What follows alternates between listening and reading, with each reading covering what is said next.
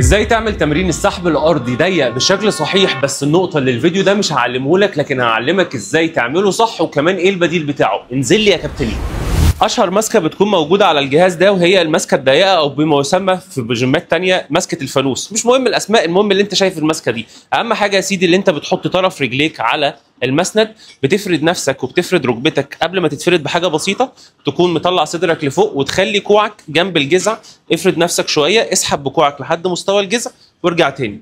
1 2. اهم حاجه اللي انا مش بعمل كده، ده غلط. تاني حاجه اللي انا مش جاي لقدام قوي بعمل كده، لا انا ظهري في النص تماما، بفرد كوعي قبل ما يتفرد بحاجه بسيطه، بكون ساحب تاني لحد مستوى الجذع. طيب لو المكنه دي مش عندك، ما تتمرنش وما تعملش عضلات؟ لا تتمرن وتعمل عضلات. تعال اقول لك البديل بتاعه.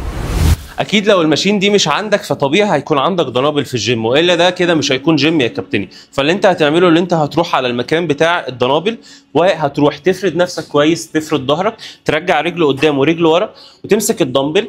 تبدا الحركه من تحت، بس مش من تحت قوي، لا تبداها من اول هنا وتسحب بكوعك لحد مستوى الجذع. تثبت ثانيه وتنزل تاني. 1 2 3.